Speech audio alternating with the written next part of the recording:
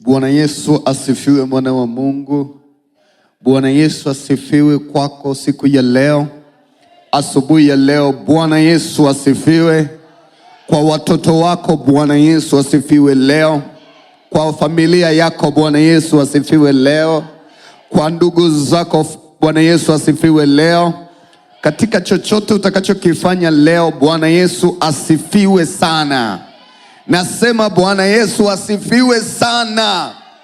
Bwana Yesu asifiwe kazini kwako. Bwana Yesu asifiwe popote utakapokuwepo. Ungeniachia sauti ilipokuwa, ungekuwa umefanyika baraka. Haleluya. Bwana Yesu asifiwe. Nasema Bwana Yesu asifiwe kwako leo.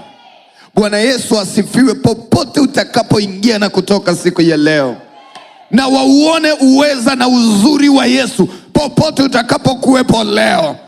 Hebu mwambie jirani yako siku ya leo, Bwana Yesu asifiwe. Mwambie Bwana Yesu asifiwe kwa watoto wako.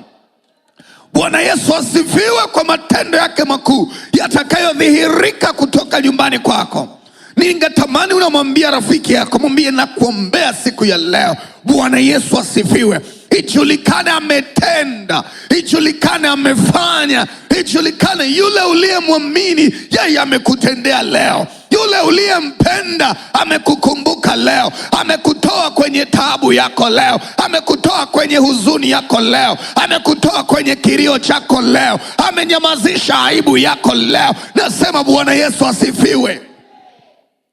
Yale yote magumu kwenye maisha yako, kwake Yesu yanawezekana.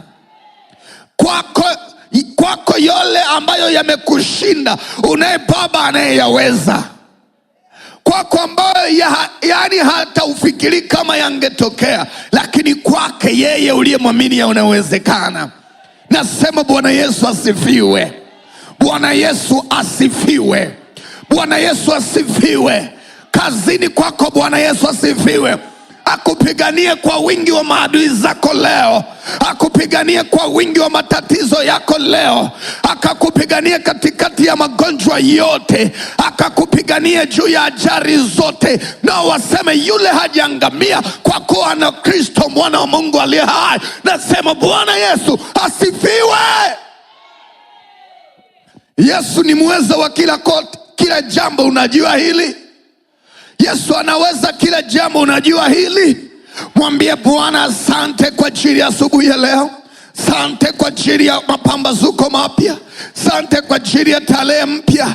Asante kwa ajili ya neema yako ambayo imeachiliwa kwangu na rehema zako ambazo zimefunuliwa kwangu. Wewe Baba wa kweli, Baba usiyeshindwa, Baba mwenye uweza wote, Baba mwenye nguvu zote, kwa mkono ulio hodari umenipa siku ya leo. Katika jina lako umenifanya niwe hai. Katika jina lako umenipa maisha mapya.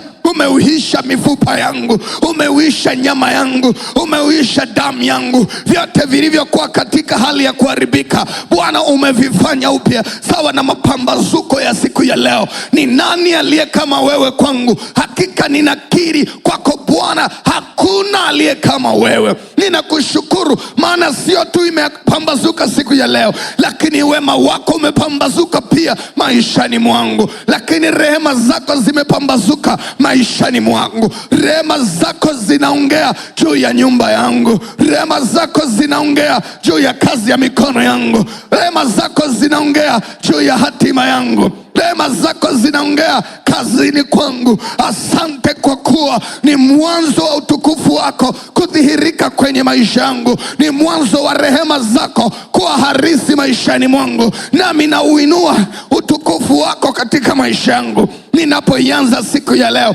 nikisema yale uliyoyatenda ili yatimie siku ya leo ndiyo yatakuwa harisi. Uweza wako ni zaidi ya uweza wa maadui zetu, uweza wa waovu, uweza wa watendao madhambi. Bwana uweza wako ni mkuu, ndiyo ninaukaribisha kudhihirika kwenye maisha yangu. Mwinulia Mungu sauti mama, mwinulia Mungu sauti baba. Mwambie hii siku ninatumaini haujanipa bure. Ni siku ambayo umeuisha maisha yangu. Ni siku ambayo umefanya jambo jipya katika maisha yangu. Yale ambayo hayakuwepo maishani mwangu ndiyo umeyafanya siku ya leo. Yale niliyokuomba miaka 10, yale niliyokuomba miaka 5, yale niliyokuomba miaka 3, yale niliyokuomba tangu mwanzo wa wiki, ndiyo unayadhihirisha siku ya leo. Na hii ni imani yangu ya kuwa wewe ukitokea, hakuna lolote linaloshindikana. Yanayoshindikana kwa wanadamu. Yule mama anakuambia Yesu anasema wanafunzi wako wameshindwa. Sijaondoka kwa kuwa wanafunzi wako wameshindwa, nimebaki kwa sababu najua umekuja. Nami ninainua sauti yangu kwa kuwa ninatambua mahali palipo na uwepo wako kuna kushinda, kuna kupona, kuna kupenya, kuna kuvuka. Bwana, nami nimekushangilia kwa sababu wewe umedhihirisha ya kuwa uko katika maisha yangu. Upo mwenyewe Bwana, kombozi wangu. Uko mwenyewe Bwana, kimbilio langu. Uko mwenyewe Bwana, takatifu wa Israeli. Mwambie Mungu asante kwa ajili ya siku ya leo ambayo haitakuwa na mwendelezo wa aibu yangu, mwendelezo wa kilio changu, mwendelezo wa mateso yangu, bali utakuwa ni mwanzo mpya wa ushuhuda wangu, mwanzo wa furaha yangu, mwanzo wa amani yangu. Mwanzo mpya unatokea kwangu, na hii ndiyo furaha niliyonayo ninapoianza siku ya leo mbele zako Bwana. Hebu uwe ni ukili wako kila mmoja. Kiri mbele za Bwana. Kiri kama mtu unaelewa Yesu yupo kwa ajili yako. Yesu asiyeshindwa yupo kwa ajili yako. Mungu aliye bora zaidi ya miungu yuko juu yako. Yuko kwenye kazi ya mikono yako leo. Yuko kwa watoto wako leo. Yeye anayatenda yale ambayo wanadamu waliona hayawezekani. Yeye anadhihirisha yale ambayo yalikuwa yamekufa tangu zamani. Yeye analeta tumaini jipya mahali palipo na kukata tamaa. Yeye analeta ufahamu mpya. Yeye analeta hekima mpya. Yeye analeta upendo mpya. Yeye analeta amani mpya. Yeye analeta ushindi mpya. Katika yeye atutiaye nguvu tunashinda zaidi ya kushinda. Akiwepo katika maisha yetu siku ya leo, hakika tutaiona njia yetu ambayo adui alizuia miaka yote. Tutayaona malango yetu ambayo yalikuwa ni nafasi yetu ya maamuzi. Asante Bwana kwa ajili ya uwepo wako siku ya leo. Siku ya leo umetupa wewe.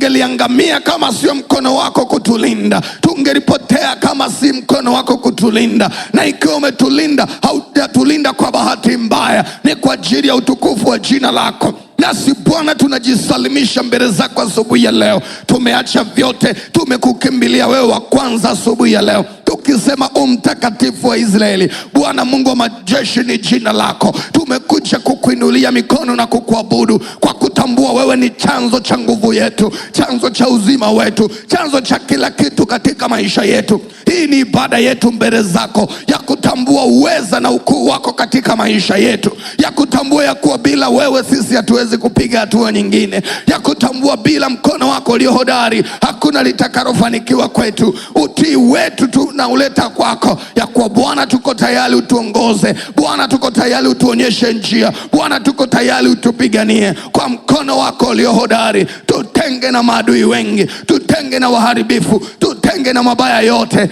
Bwana, na haya ni maombi yetu. Na haya ni maombi yetu,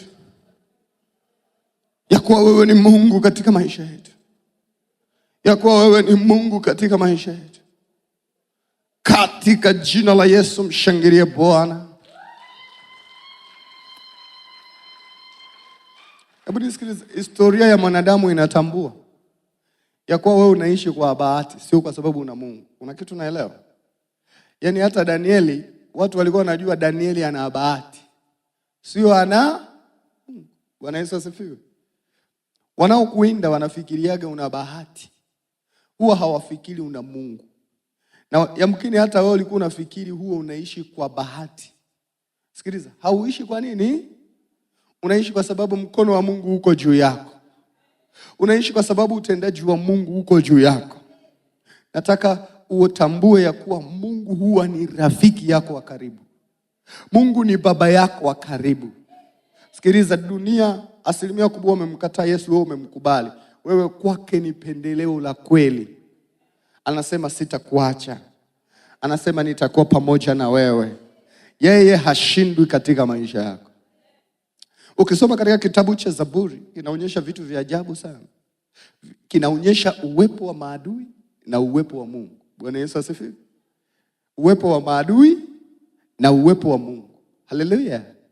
Na Daudi anamwambia adui ukuu wa Mungu wake, na anamwambia Mungu uweza juu ya maadui zake. Bwana Yesu asifiwe. Anamwambia Mungu, anamwambia haiwezekani hata siku moja mimi nikashindwa ukiwepo.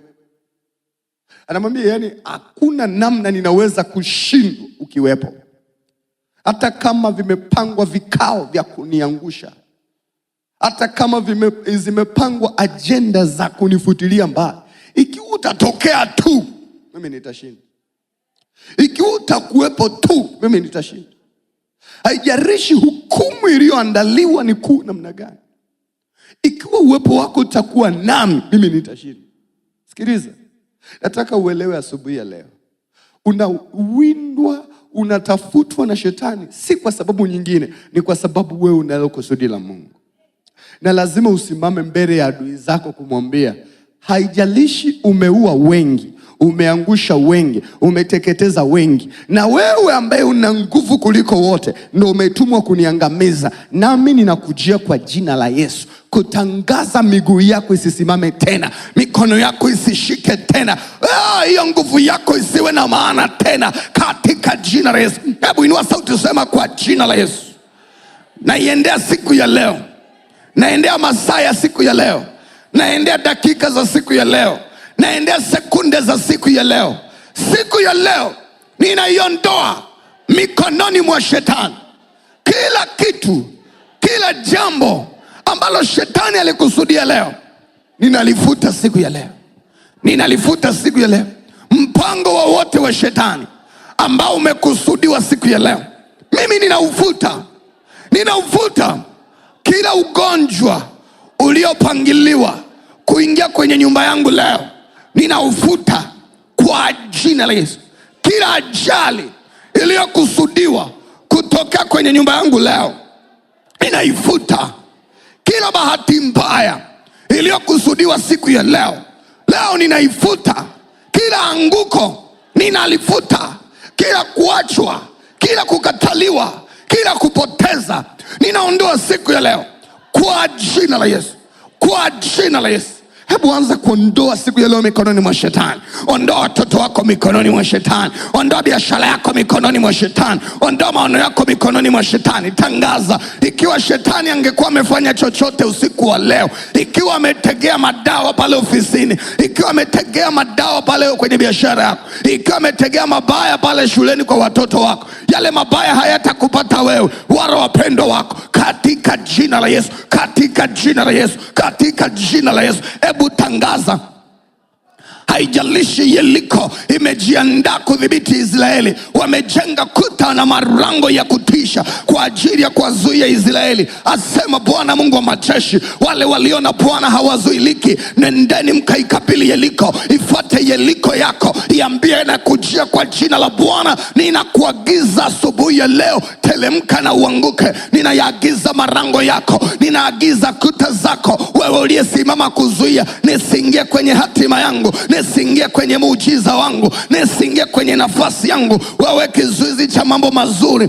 wewe kizuizi cha mimi kupata kazi, wewe kizuizi cha kuingia kwenye ndoa, wewe kizuizi cha kuingia kwenye familia, wewe kizuizi cha kupiga hatua nyingine, wewe kizuizi cha kuendelea na masomo, katika jina la Yesu ninakujia kwa jina la Bwana Mungu wa majeshi, na kulitangaza neno la ushuhuda ya kuwa ninaye Mungu asiyeshindwa, ninaye Mungu anayeweza, na kuitangaza damu ya Yesu juu ya kila muhimili wa shetani ambao ungekuwa una haki ya kutawala maisha yangu, nikisema tayari umelipwa, tena kwa gharama kubwa kuliko maisha yangu, nayo ni gharama ya msalaba. Katika jina la Yesu ninaagiza mfumo, ninaagiza mzunguko, ninaagiza utendaji wa shetani kunyamaza kimya katika jina la Yesu. Ninatangaza utendaji na uharibifu wa shetani kunyamaza kimya kwenye maisha yangu katika jina la Yesu wa Nazareti.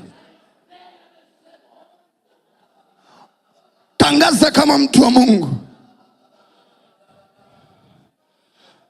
Inuka kama mtu wa Mungu. Yaelekee malango yaliyowekwa kuzuia maisha yako. waelekee mataifa waliosimama kuzuia maisha yako. Mungu anamwambia Musa, huyo Amaleki aliyesimama kukuzuia ameingilia mpango wangu, nenda kampige, unazo nguvu zangu. Hebu inuka kama mwana wa Mungu. Yule aliyesimama kinyume na mpango wa Mungu, yule aliyesimama kinyume na kusudi la Mungu, ameapa kuhakikisha anasambaratisha ndoa yako. Ameapa unaishia njiani. Ameapa unaishia siku ya leo. Ameapa hivyo viapo vitangazie katika jina la Yesu, na vibatilisha katika jina la Yesu. Hao washauri wabaya leo ninafuta ushauri wao juu yangu. Hao waovu ninawaondoa mbele yangu siku ya leo.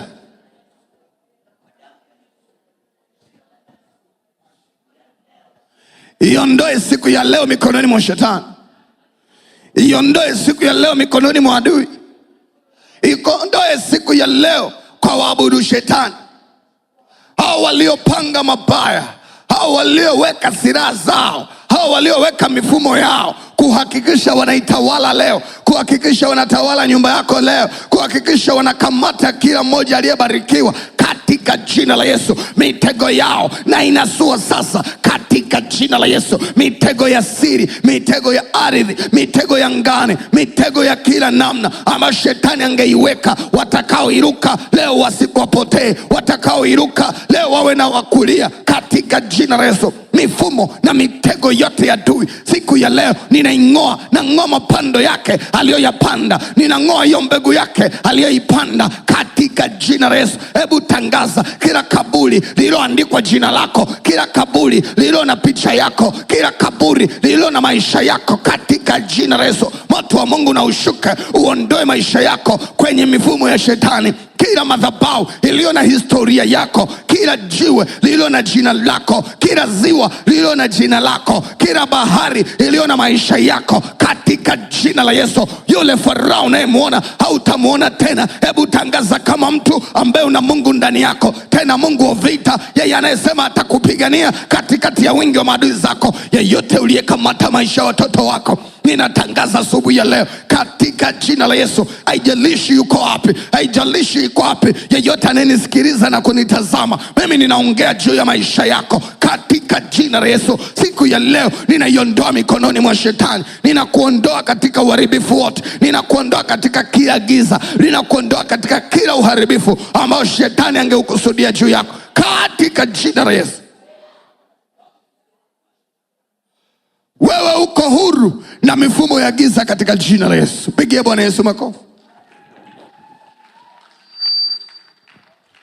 Hatua zako zimeimarishwa na Bwana. Wewe ni bora kuliko adui yeyote. Wewe ni bora kuliko waabudu shetani wote. Wakitafuta watu wazuri siku ya leo, jina lako litakuwa la kwanza katika jina la Yesu. Wakitafutwa watu bora siku ya leo, jina lako litakuwa la kwanza katika jina la Yesu. Mungu anapotafuta watu wa kuwatumia, atakutazama kama alivyomuona Daudi Israeli katika jina la Yesu. Utaonekana wewe.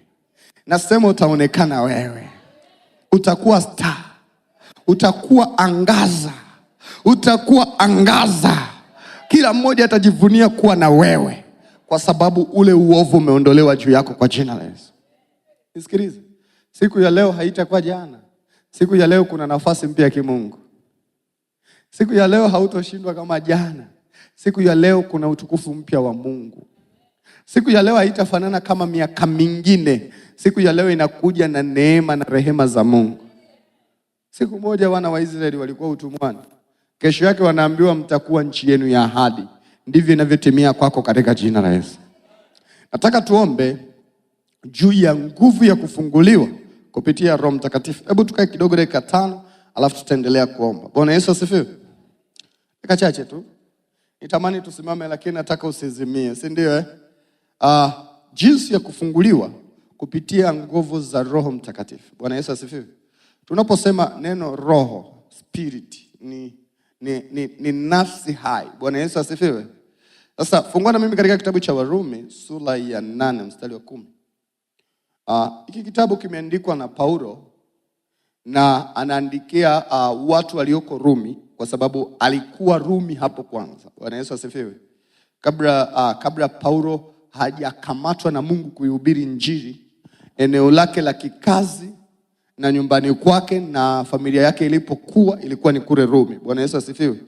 Baba yake alikuwa mtumishi katika ufalme wa Rumi, na yeye pia akawa sehemu ya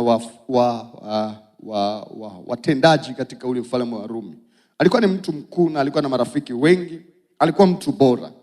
Na baada ya kuokoka anawaandikia wale watu wa Rumi waliokuwa wanatamani kujua ukweli juu ya utendaji wa Mungu. Bwana Yesu asifiwe. Mtu mmoja akaniambia, ni moja kati ya vijana tuliokuwa nao, akanipigia simu zamani kidogo, akaniambia, ninaokoka kwa sababu nimezisikia habari zako. Bwana Yesu asifiwe. Yani alinijua, tulisoma naye shule ya msingi, kwa alikuwa ananijua, na nilipookoka alikuwa ananiona, afu ghafla anashangaa ananiona kwenye television siku ya kwanza, siku ya pili akasema, kwa kile ninachokiona ninahitaji kuokoka. Sasa Paulo alikuwa mmoja kati ya watu wazuri na maarufu katika mji wa Rumi kama kiongozi na msomi tu. Kwa anapomwamini Yesu, wale marafiki zake wanataka kujua ukweli kwa sababu walimjua. Wanajua huyu hajachanganyikiwa, huyu yuko smart, kila anachokiamini ni sahihi. Bwana Yesu asifiwe. Na anaanza kuwafundisha kitu cha kipekee. Unapoanza ile sura ya kwanza anasema, Paulo, mtumwa wa Kristo Yesu. Sikiliza. Anawaambia, mimi sasa hivi sio mtumwa wa Rumi. Kumbuka wakati huu Rumi ndio lilikuwa koloni, ndio lilikuwa taifa ambalo limeyafanya mataifa mengine kuwa koloni. Bwana Yesu asifiwe. Kwa Israeli ilikuwa koloni. Kwa hiyo watu wa Israeli walikuwa watumwa pia kwa taifa la Rumi. Anawaambia, tayari mimi nilishatolewa kwenye utumwa, nimekuwa mtumwa wa nani? Wa Kristo Yesu. Sasa katika sura ya 8 nimesema ni kujifunza namna ya kufunguliwa kupitia nguvu za Roho Mtakatifu. Bwana Yesu asifiwe. Inasema hivi, na Kristo akiwa ndani yenu, mwili wenu umekufa kwa sababu ya dhambi, bali roho yenu iko hai kwa sababu ya haki. Sasa angalia mstari wa 11 anachosema, lakini ikiwa roho yake aliyemfufua Yesu Kristo katika wafu anakaa ndani yenu, yeye aliyemfufua Kristo Yesu katika wafu ataiuisha miili yenu iliyo katika hali ya kufa kwa roho wake anayekaa ndani yenu. Bwana Yesu asifiwe. Nataka nirudie hapa B. Yeye aliyemfufua Kristo Yesu katika wafu ataiuisha miili yenu iliyo katika hali ya kufa kwa roho wake anayekaa ndani yenu. Bwana Yesu asifiwe. Paulo anajaribu kuzungumza uwezo ulio ndani ya Roho Mtakatifu. Bwana Yesu asifiwe.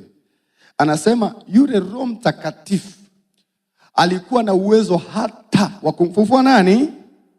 Yes. Naongea na mtu. Hivi unajua hapa likitokea limzimu kuna watu tutakimbia. Likitokea lijitu hapa likubwa, unajua kuna watu tutatafuta mlango wa kutokea.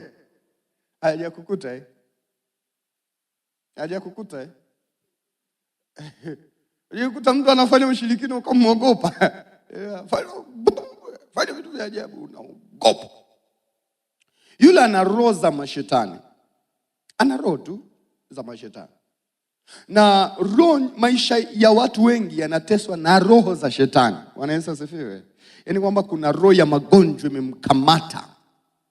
Ukiona mtu anaumwa yuko kitandani, alipigwa kama miaka kadhaa nyuma. Yaani alianza kukamatwa na liroro la magonjwa likampiga. Lile liroro la magonjwa likikupiga, baada ya muda mchache kitandani unaumwa. Na ili uweze kushinda lazima atokee mtu atakayeenda kushambulia lile liroro la nini? La magonjwa. Ukisema nitatumia quinini, ukisema nitatumia Cipro, Azuma, utakunywa utapumzika kidogo, lile liroro litasema ngoja nimwache ajitie moyo. Baada ya miezi miwili unasema ile homa yangu imenirudia. Si unaona kabisa.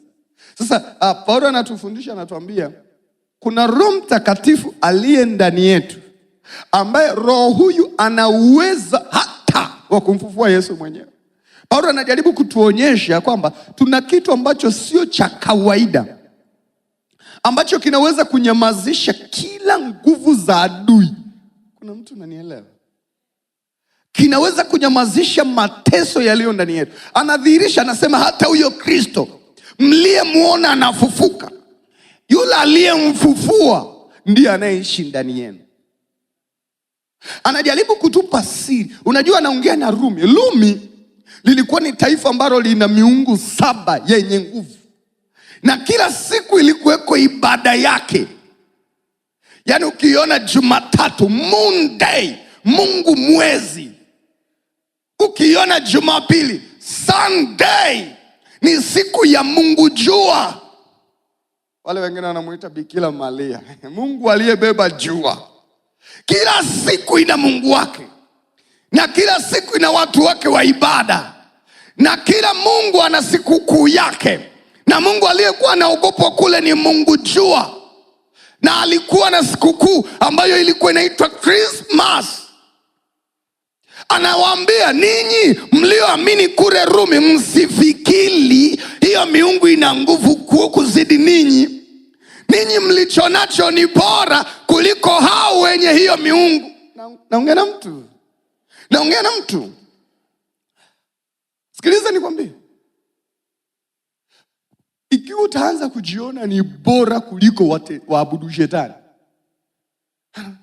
Siku moja nikamwambia rafiki yangu, akanalamika, wale manabii wa uongo. Nikamwambia, wewe kama nabii wa uongo, lianzishe na wewe mpindue.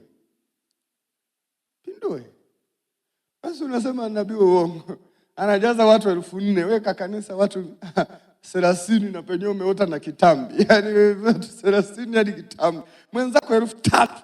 Nikamwambia, yule kama ni imani za kishetani, roho iliyo ndani yake, Paulo anatudhihirishia ni dhaifu kwa roho iliyo ndani ya wana wa Mungu.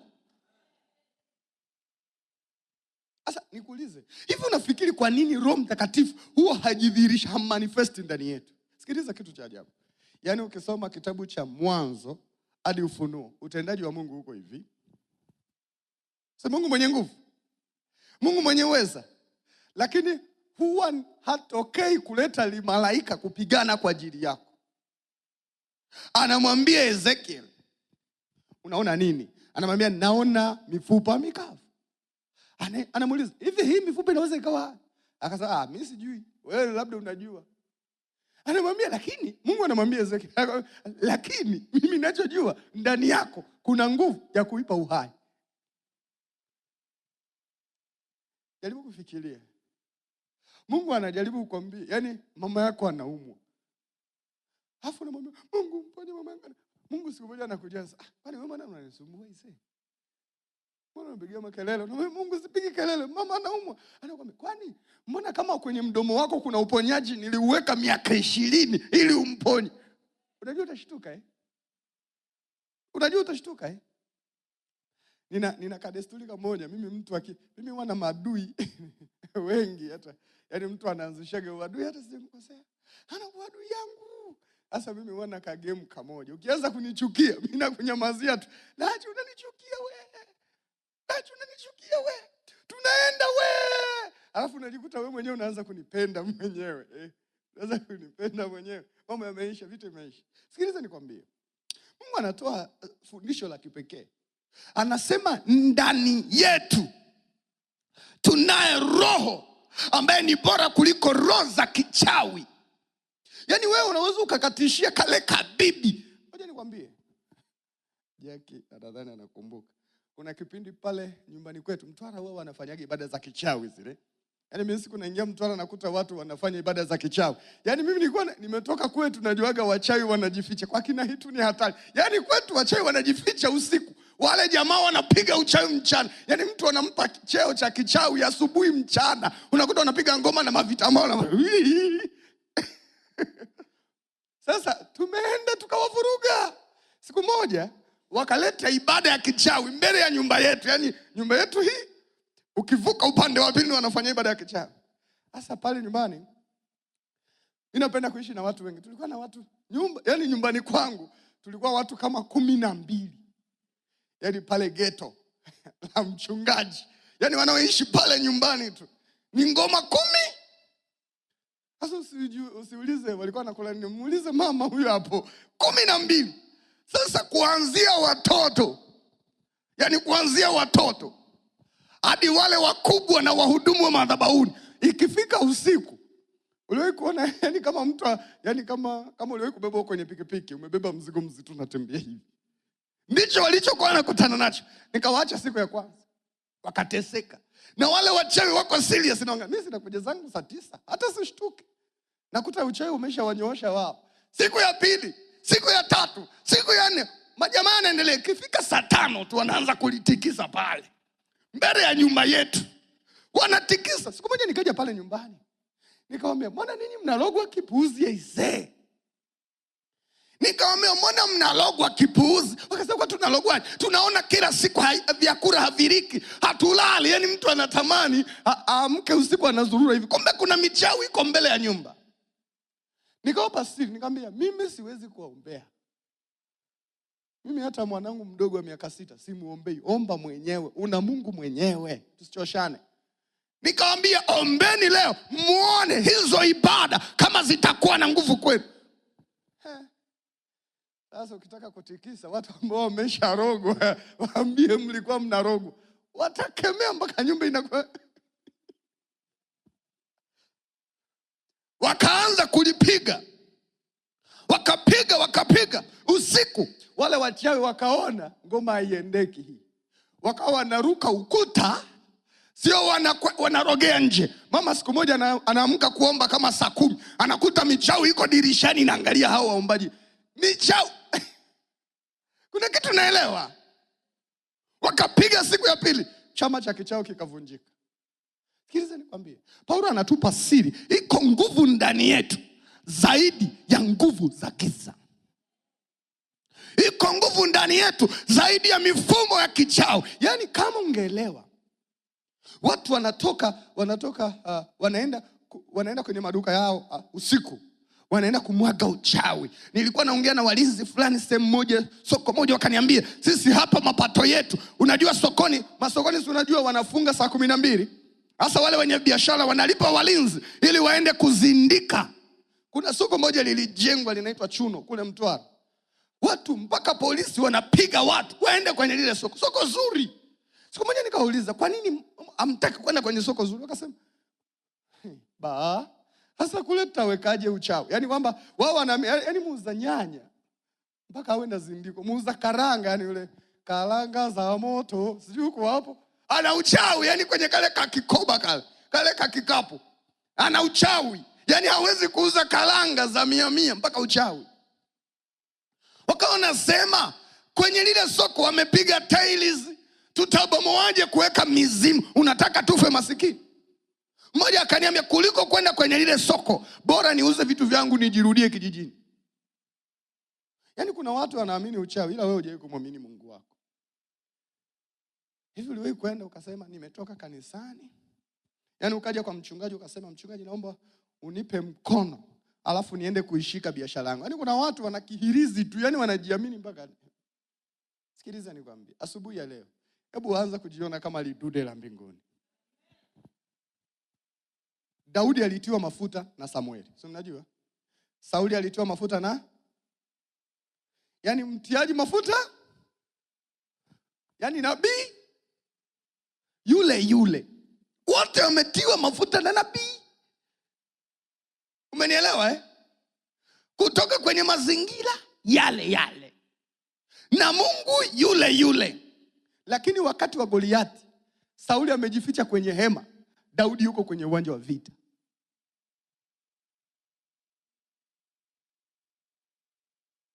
Kuna kitu unanielewa? Hebu simama juu.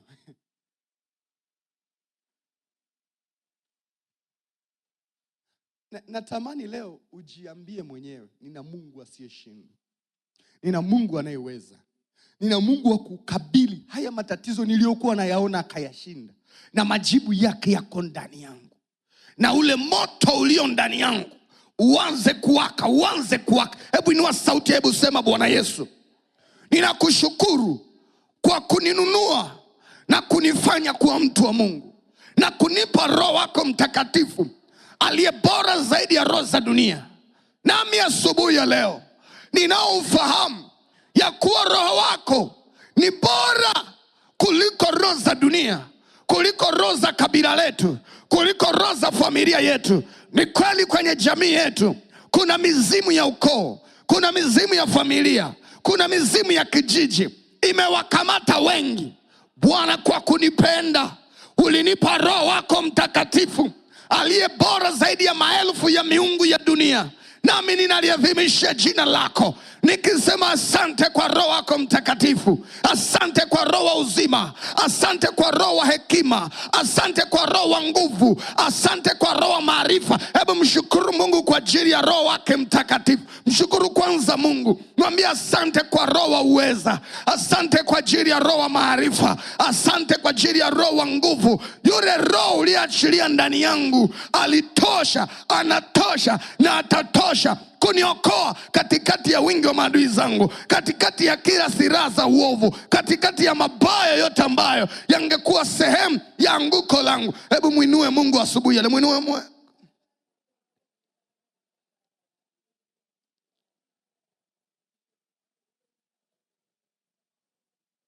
katika jina la Yesu. Hebu sema kwa jina la Yesu, kama ilivyoandikwa, nimepewa ufunguo wa ufalme wa mbinguni, na lolote nitakalolifunga litafungwa mbinguni, na lolote nitakalolifungua litafunguliwa mbinguni. Asubuhi ya leo ninafunga utendaji kazi wa roho za shetani kwenye maisha yangu, kwenye nyumba yangu, katika jina la Yesu.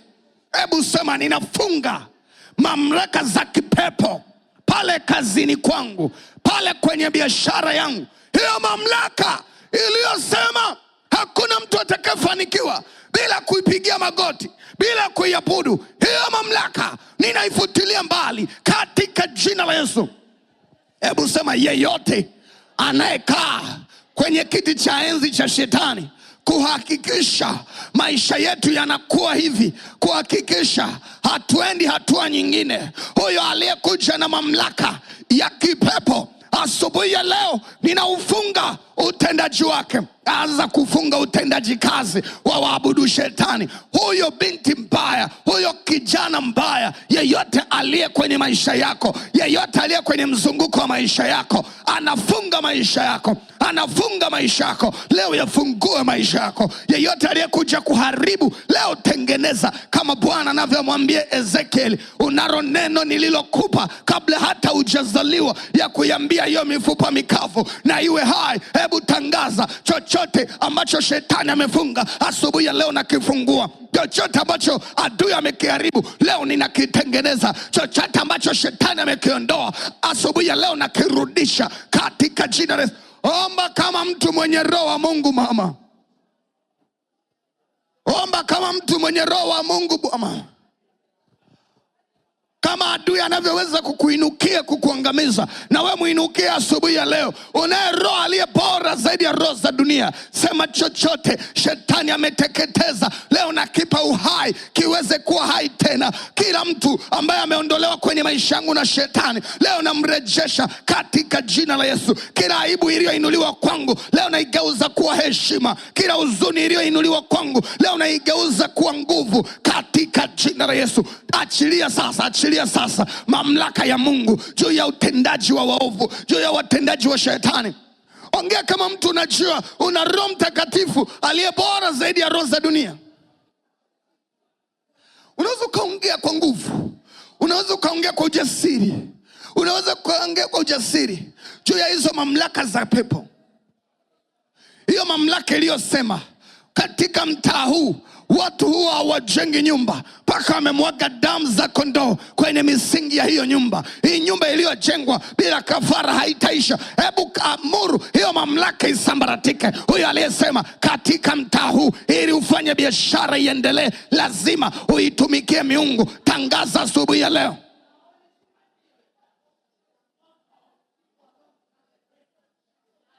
Nitakoa zaidi ya hawa waabudu shetani.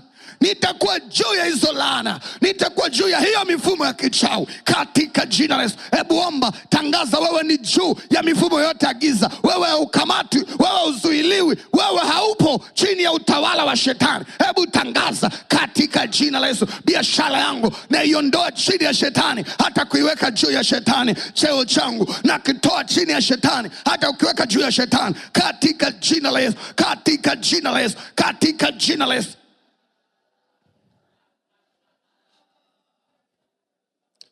Mtu mmoja aombe. Kuna mtu mmoja nasikia anaanza kuyahamisha maisha yake kutoka kwenye utendaji wa shetani. Yatangazie yaliyokufa, pokea uhai. Utangazie upendo uliokufa, pokea uhai. Tangazia amani iliyoondolewa, pokea uhai. Tangazia giza, pokea nuru. Tangazia magonjwa, pokea uzima. Tangazia kushindwa, pokea ushindi katika jina la Yesu.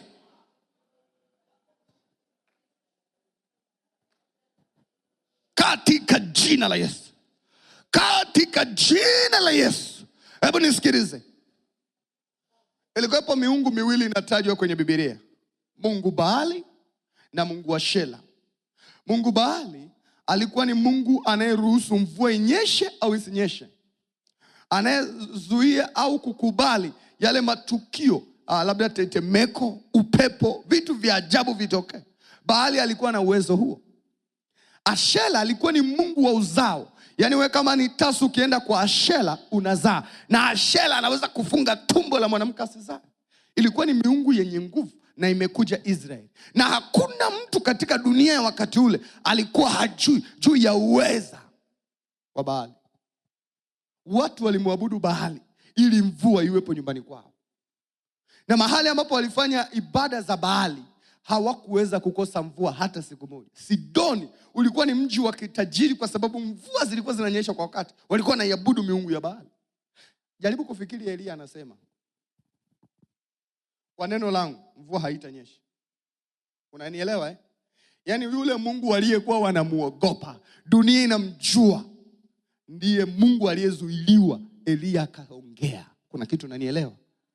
Na watu wanafikiri mvua haikunyesha tu Israeli, ile mashariki ya kati yote, hadi kule kwenyewe Sidoni. Na uwezi amini Elia alivyo jasiri, anaenda kule Sidoni ndo anakaa miaka 3.5. Kuna kitu unanielewa? Nataka asubuhi leo useme kile ambacho shetani amekipanga unakibatilisha. Yaani hata kama ni kweli nilidude, hebu sema nabatilisha mpango wake kwa jina la Yesu. Inua sauti, inua sauti, inua sauti, inua sauti, inua sauti, inua sauti, inua sauti. Itikisa milango ya kuzimu, tikisa marango ya kuzimu. Sema katika jina la Yesu, ninaharibu mamlaka yako, ninaharibu uweza wako. Wewe ambaye unaruhusu watu wa kutajirika Tanzania, wewe na kutikisa na kuondoa katika jina la Yesu. Wewe unayeamuru watu wa kufa, wewe unayeamuru watu wa kufukuzwa kazi, wewe unayeamuru watu wa kupata kazi, hiyo mamlaka ya kuzimu katika jina la Yesu ninaiondoa kwenye familia yangu, ninaiondoa kwenye nchi yangu, ninaiondoa kwenye mkoa wangu katika jina la Yesu. Ondoa mamlaka hizo, ondoa mamlaka hizo. Komesha utendaji huo, komesha kiburi cha adui katika jina la Yesu. Hirizi hazitafanya kazi, uchawi hautafanya kazi, laana hazitafanya kazi. Hizo laana zitahesabika kuwa makosa, huo uchawi utahesabika kuwa umeharibika katika jina la Yesu. Dhabihu zote za kishetani hazitakuwa na nguvu ya kufanya chochote tena katika jina la Yesu. Katika jina la Yesu.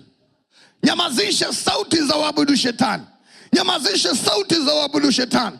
Hao wanaoamuru mtindo wa maisha yako, hao wanaoamuru mtindo wa nyumba yako, hao wanaoamuru mtindo wa watoto wako, katika jina la Yesu, katika jina la Yesu.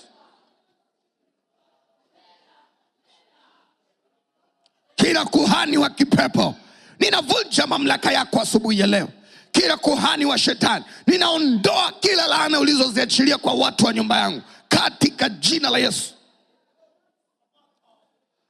Katika jina la Yesu, Wewe ni mshindi katika Bwana hakupaye kushinda. Hautashindwa. Wewe ni zaidi ya miungu ya dunia. Wewe ni zaidi ya utendaji wa uharibifu. Wewe ni zaidi ya, wewe ni mshindi zaidi ya wanaoshinda. Wewe ni bora zaidi ya walio bora. Wewe umebarikiwa na Bwana, mwanamke na mwanaume. Wewe uko juu ya miungu na mifumo yote ya kishetani, katika jina la Yesu wa Nazareti aliye hai. Ninamwona mtu wa mbinguni asubuhi ya leo anayetokea kwenye ibada hii na kwenda kudhihirisha mkono hodari wa Mungu, anayetokea kwenye ibada hii na kwenda kudhihirisha upendo wa Mungu. Watajua unaye Mungu. Utakaposimama leo watajua una Mungu. Utakapoingia leo watajua una Mungu. Pokea upako wa kipekee. Ukiingia nyumba ambayo haina amani, uiache amani. Ukiingia mahali ambapo hapana upendo, uache upendo. Ukiingia mahali ambapo hapana wokovu, uache wokovu. Nasema pokea upako wa ajabu utakaoambatana na wewe kuleta ushuhuda kwa Bwana ya kuwa siku moja imeleta utukufu kwenye maisha yako, katika jina la Yesu.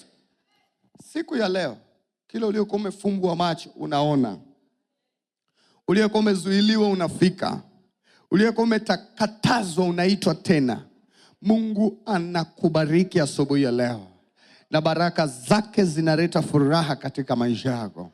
Kauone uzuri wa Mungu siku ya leo. Kauone ushindi wa kimungu siku ya leo. Kaone yale aliyosema ya kuwa katika mlima wa Bwana watakuwepo wenye kupona. Na wewe na ushuhuda, jana yalitakiwa yanipate mabaya, lakini Bwana alinipigania. Upiganiwe na Bwana, mwanamke na mwanaume. Utetewe na Bwana siku ya leo. Nao mkono hodari wa Mungu uambatane na wewe.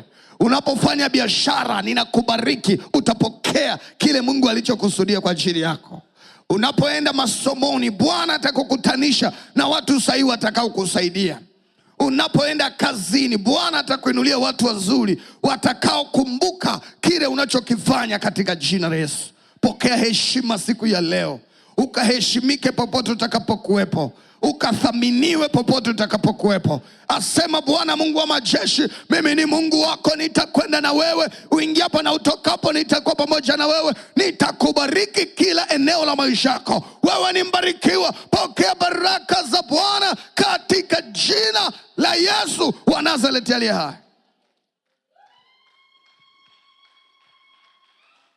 Unapoanza asubuhi ya leo, shika sadaka yako. Sadaka zinatolewa mbele yako Bwana. Ni upendo wa watoto wako kudhihirisha ya kuwa wewe ni Mungu kwetu.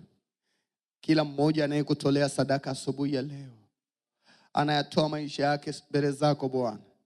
Anaamini ya kuwa wewe ni chanzo cha nguvu zake. Nami kwa mamlaka ulionipa kama mtumishi wako, nazitangazia sadaka hizi kuwa ni mbegu iliyomea kwenye madhabahu, na madhabahu hii itaongea dhidi ya maisha ya watoto wako, katika jina la Yesu wa Nazareti. Tolee Bwana sadaka yako.